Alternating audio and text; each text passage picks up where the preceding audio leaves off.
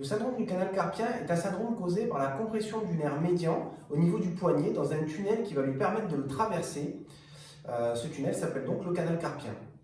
La compression de ce nerf va provoquer des troubles neurologiques tels qu'une perte de force, des difficultés de préhension, une douleur au niveau du pouce, de l'index, du majeur, mais également au niveau de ses trois doigts, des sensations de fourmillement, d'engourdissement, d'électricité. On peut également observer dans des atteintes plus sévères une diminution du volume musculaire de ce que l'on appelle l'éminence ténare, cette région, c'est-à-dire en fait qu'on va avoir un amaigrissement de la zone. Et lorsque l'atteinte est unilatérale, on va pouvoir comparer une éminence ténare qui va être plus maigre que l'autre.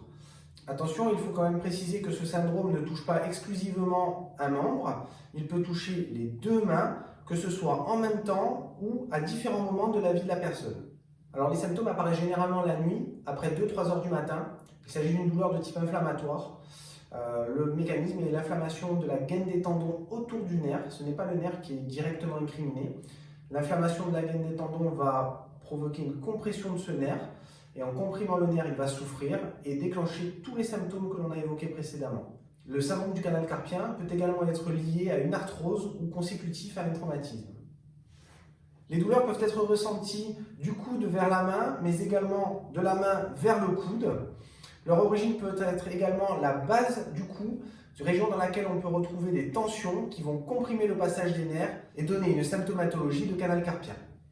Le diagnostic est réalisé par l'examen clinique et d'autres examens comme une radio du poignet ou un électromyogramme.